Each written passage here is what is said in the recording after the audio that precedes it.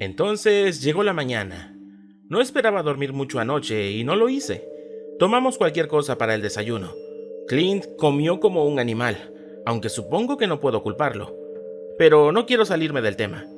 Siguió describiéndome un diseño aproximado del mundo más allá de esa isla.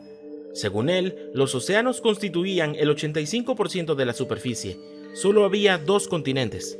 Bueno, solía haber 3, pero uno fue esencialmente aniquilado y dejado inhabitable después de una guerra mundial. También había islas esparcidas por todas partes como Dusk Blue. Los 2 continentes restantes se conocían como Neo Civitus y Heaven's Curse. Hablaré de este último. Clint estimó que había pasado unos 2 meses allí, pero esa es otra historia. En pocas palabras, se parecía a una serie de televisión apocalíptica, y la mayoría era un páramo desértico. Si pensabas que Dusk Blue sonaba mal, esta mierda era algo completamente diferente, Clint explicó.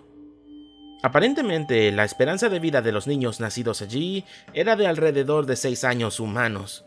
Los lugares donde vivía la gente iban desde zonas sin ley controladas por señores de la guerra hasta fortalezas totalitarias y todo lo demás. Tenía una población mundial de 17.000 millones que vivían en un área aproximadamente el doble del tamaño de Rusia, y eso era solo contando lo que consideraríamos humanos. El lugar también estaba lleno de algunas de las más incomprensiblemente horribles cosas que hayan visto. Cualquier lugar que no estuviera ocupado por la mayoría de los humanos se denominó simplemente como el Oblivion. Si salías solo a esos lugares, no ibas a durar mucho. Ahora, las criaturas que habitaban en el Oblivion eran un poco difíciles de explicar. Las experiencias de Clint con ellos fueron limitadas. Sin embargo, se enteró que la gente había dejado de intentar etiquetarlos a todos. Simplemente había demasiados. Me habló de algunos de los más infames. Heraldos. Eran monstruosidades aladas gigantes con puntas afiladas que sobresalían de cada centímetro de su cuerpo. Apenas se podía ver su piel, e incluso sus cabezas estaban cubiertas en su mayoría. Estas cosas eran enormes, del tamaño de un gran autobús de enlace. Se rumoreaba que las púas que salían de su piel les provocaban un dolor constante y agonizante. Debido a esto, siempre estaban en constante rabia, matando a todo lo que se movía. Se les llamaba heraldos porque cada vez que llegaba uno, pronto lo seguían muchos más, lo que significaba inevitables muertes y destrucción a gran escala. Estas cosas no eran fáciles de neutralizar, y la gente requería tener mucha preparación. Caballeros carniceros. Nadie sabe realmente qué son. Una teoría que rondaba era que solían ser miembros de una antigua orden de caballeros que había sido condenada por algún ser de otro mundo, y ahora se veían obligados a vagar por Heaven's Curse por la eternidad en busca de carne humana para comer.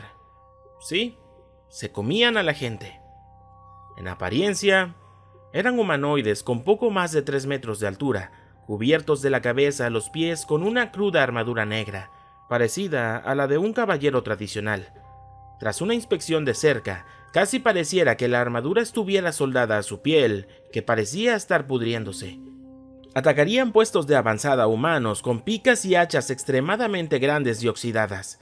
Si el golpe inicial no te mata, la infección subsiguiente seguramente lo hará. Luchar contra ellos uno a uno no era una opción, ya que podían dominar fácilmente a varios humanos a la vez. Se tuvieron que usar cañones de vapor para derribarlos. Infiernos sollozantes. Estos también eran de naturaleza humanoide, a pesar de estar siempre cubiertos de fuego. Cabalgaban sobre criaturas no identificables que casi recordaban a caballos, excepto por el hecho de que tenían 6 patas y corrían a velocidades ridículas.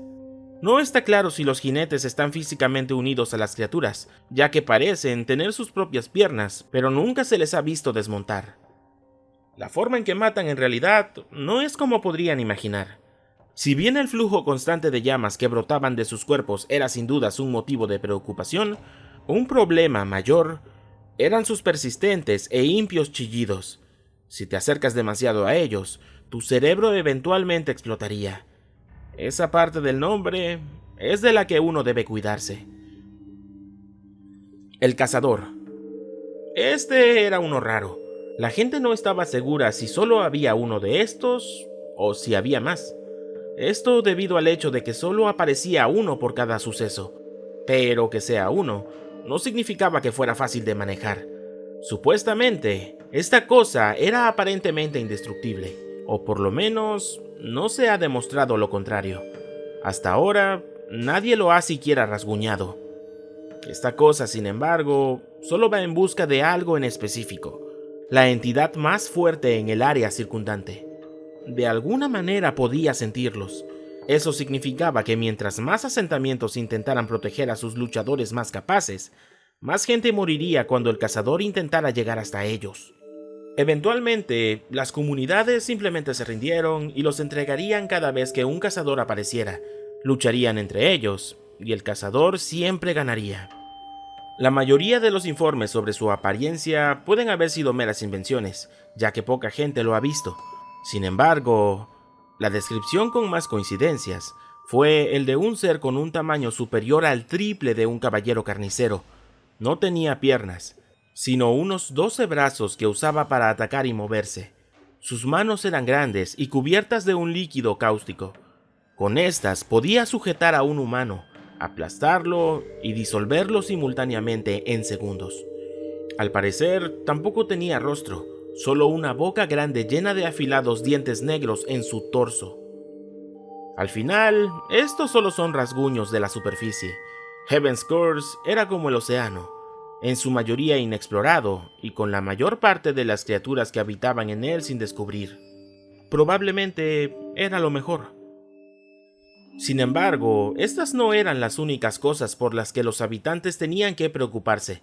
También había un fenómeno desconcertante que parecía afectar a todos los que vivían allí. Nadie podía explicarlo, nadie podía identificar la fuente y nadie sabía cómo llamarlo. Simplemente lo aceptaban.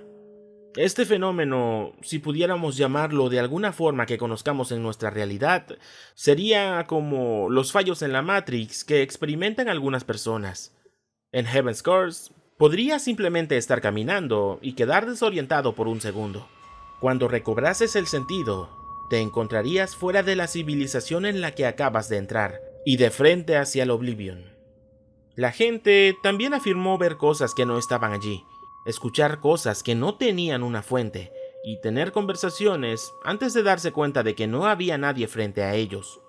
Uno de los casos más extremos fueron los momentos en que todos los que te rodeaban se detenían en su lugar, giraban la cabeza para mirarte directamente, y luego sus labios se estiraban de oreja a oreja en la sonrisa más horrible que jamás hayas visto. Después de un par de segundos, todo volvería a la normalidad, y ninguno de ellos recordará haber hecho eso. Esto le pasó a Clint una vez. Quizás se pregunten, ¿cómo podría haber una población constante de 17,000 millones considerando todo esto? Bueno, había una cosa de la que las personas que vivían allí no tenían que preocuparse. Esto era el sustento. Ahora, Clint admitió que la comida que tenían no era muy buena, pero que era abundante. La corteza de los árboles era densa desde el punto de vista nutricional. La lluvia llegaba con regularidad y no era necesario hervirla para beber. Se podían cultivar varios tubérculos, aunque de aspecto extraño, en casi todas las partes, y la escasez era inaudita. Además, habían insectos de tamaño mediano llamados salvadores que atrapaban por todas partes, pero nunca fueron una molestia, no parecieron propagar enfermedades y, si se cocinan, podrían usarse como una gran fuente de proteínas. Por eso había tanta gente. Los niños se crían a un ritmo tórrido. La conexión emocional con tu descendencia no era realmente una cosa, y los que sobrevivieran a los ataques de las criaturas del Oblivion estarían entrenados para lidiar con los asuntos posteriores. Dado que la comida no era un problema, cuantos más había, más probabilidades había de que un asentamiento sobreviviera. Sin embargo, la población siempre parecía equilibrarse. El clima también era favorable. Si bien los extremos norte y sur del continente tenían temperaturas extremas, nadie vivía realmente allí, y de hecho nadie sabía que vive allí, el resto probablemente podría compararse con Australia, bastante caluroso, pero aún así se puede vivir. No había estaciones del año, y el cielo estaba perpetuamente cubierto de lo que parecía una neblina naranja, por lo que las quemaduras solares no eran un problema. Dicho esto, Todo el mundo todavía quería salir de allí. La calidad de vida seguía siendo una mierda absoluta. Todos querían llegar a Neo Civitus, al que apodaron la promesa del cielo. Y eso era prácticamente imposible, dado el hecho de que estaban separados por tantos océanos como lo permitía la geografía. Ahora, Clint en realidad nunca estuvo dentro de Neo Civitus, solo había oído hablar de eso y había leído descripciones. Supuestamente, era solo una décima parte del tamaño de Heaven's Curse y recibió su nombre de la única ciudad de todo el continente. Clint dijo que una descripción física del lugar sería similar a Manhattan con esteroides, una megaciudad que albergaba una población de 275 millones. Era un tramo continuo de brillantes edificios y rascacielos que iluminaban la noche. También era una ciudad en funcionamiento. Las personas tenían trabajos, podían formar familias y participar en actividades recreativas. Nadie tenía que preocuparse por nada más que mierda como los impuestos y la opinión pública. Sonaba como una carrera de ratas otra vez, exclamó Clint. Si bien el área fuera de los límites de la ciudad todavía era algo hostil, no estaba ni cerca de parecerse a Heaven's Curse ni a otro lugar para el caso. Además, había un monumental muro a base de metal de unos 400 metros de altura que rodeaba todo el lugar. También había personal militar fuertemente armado, llamado oficiales Apex, que lo custodiaba. De hecho, una gran parte estaba compuesta por los soldados mejorados que custodiaban Paradise X. Estos dos lugares en realidad tenían un acuerdo en el que una parte de los soldados X volarían de Dust Blue a Neo Civitus a cambio de armas de fuego. Y sí, eran los únicos que tenían acceso al transporte aéreo. También se creía que eran los únicos productores de armas y municiones. Los recursos eran escasos en este mundo, y la mayoría de ellos estaban en Neo Civitus. Las pocas otras islas ricas en recursos de todo el mundo fueron esencialmente secadas por equipos de reconocimiento enviados por el gobierno. Esta era la única superpotencia de ese mundo. Tomaron todas las decisiones y nadie pudo oponerse a ello. Sin embargo, había una cosa de la que tenían que preocuparse. Verás, había una cosa que Neo Civitus tenía en común con todos los demás: el cielo. Siempre estaba nublado y nadie podía dar una explicación tangible de por qué. Siempre fue así. Bueno, eso es lo que esa gente piensa. Clint comentó rápidamente, pero de forma curiosa. No dio más detalles sobre eso. Fue entonces cuando realmente me di cuenta de lo extraño que había estado actuando todo el tiempo que me había estado contando esto. Había una urgencia cada vez mayor en su tono. De todos modos, prosiguió. Aparentemente, había una especie de leyenda que había penetrado en todas las comunidades de ese mundo. Cuando llegue el día en que las nubes finalmente se separen, el verdadero Armageddon pronto sería realidad, y nadie podría detenerlo. Estaba tan atrapado en el relato que había olvidado que tenía trabajo ese día. Mi jefe me envió un mensaje de texto diciéndome que podía llegar un poco después. Si ya estaba por llegar tarde, un par de horas no harían diferencia. ¡Mierda!, le dije a Clint. Mira, tengo que ir a trabajar rápido. Quédate aquí, ¿de acuerdo? No vayas a ningún lado. Traeré pizza o algo así. Me respondió casi al instante. Sí, haz lo que tengas que hacer. Yo estaré aquí. Dijo esto en el mismo tono urgente que había estado usando antes. Sin embargo, no pensé nada en eso. Por ahora estoy en el trabajo, pero no puedo concentrarme en nada. Todavía había demasiadas cosas que Clint había dejado sin explicar. ¿Siguen aquí? Acabo de regresar a casa y Clint se ha ido. De alguna manera esperaba esto. Parece que se llevó un montón de raciones. Algunos juegos de mi ropa, una computadora portátil y algo de dinero en efectivo. Sin embargo, encontré algo en la encimera de la cocina. Un diario viejo y crujiente cubierto de suciedad y manchas de sangre. También había una nota adhesiva adjunta, y escrito en ella: Lo siento, James. Siempre has sido de las pocas personas con las que de verdad soporto hablar. Tal vez lo entiendas eventualmente. Este diario debería responder algunas de las preguntas que aún tienes. Mientras tanto, hay algo que tengo que hacer. Adiós por ahora, Clint. Postdata, te regresaré tus cosas en algún momento. Sabes que lo haré. Sonreí ante eso. Eso era cierto. Siempre había cumplido su palabra. En el fondo, sabía que su estancia aquí no iba a durar mucho. Simplemente no era ese tipo de chico.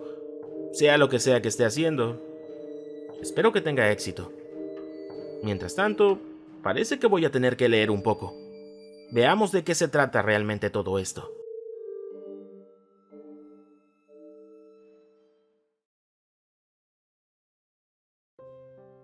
Si te gusta el contenido, házmelo saber con tu comentario y tu pulgar arriba. Por favor, suscríbete a este canal y activa la campana para que no te pierdas las actualizaciones. Y si consideras que vale la pena, comparte con tus amigos. En verdad me ayudas mucho con ello. Además, si te interesa seguirme en redes sociales, en pantalla puedes ver mi Twitter y mi Facebook. Asimismo, en la descripción del video encontrarás los enlaces.